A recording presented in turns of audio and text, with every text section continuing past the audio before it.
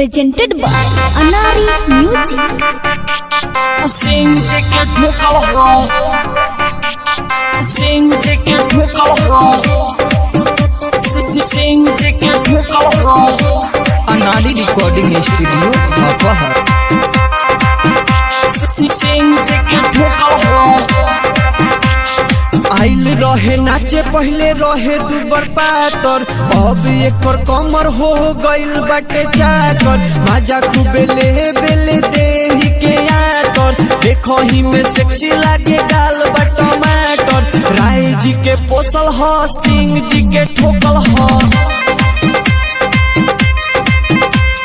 भीतर भीतर बबुआन सबके जोतल हो।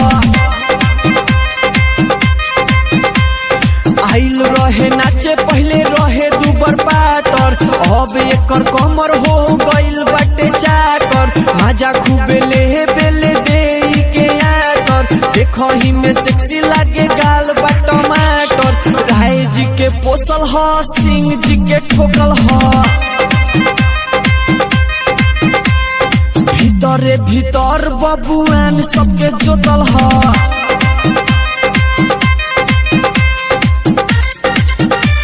सिंह जी के ठोकल हो, सिंह जी के ठोकल हो।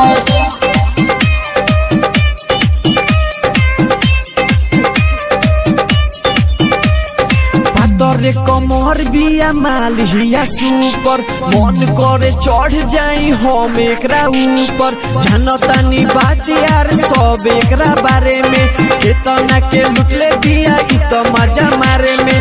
राय जी के पोसल हो, सिंह जी के ठोकल हो।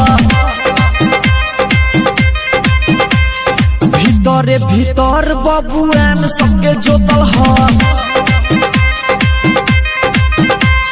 आइल रहे नाचे पहले रहे दुबर पातर, अब एकर कमर हो गइल बाटे चाकर। माजा खूबे ले ले बिया देई के आकर, देखो ही में सेक्सी लागे गाल बा टमाटर। राय जी के पोसल हो, सिंह जी के ठोकल हो।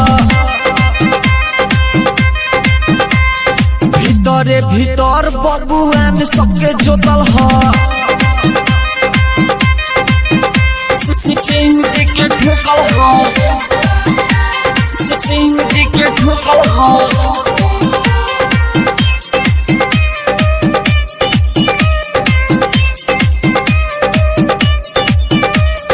बबुआ करनवा के भीरी बोलावेले, अनिल अनहारी के दूरे भगावेले। अनिस पीहू के भीरी बोलावेले, सौरभ नितिन के दूरे भगावेले।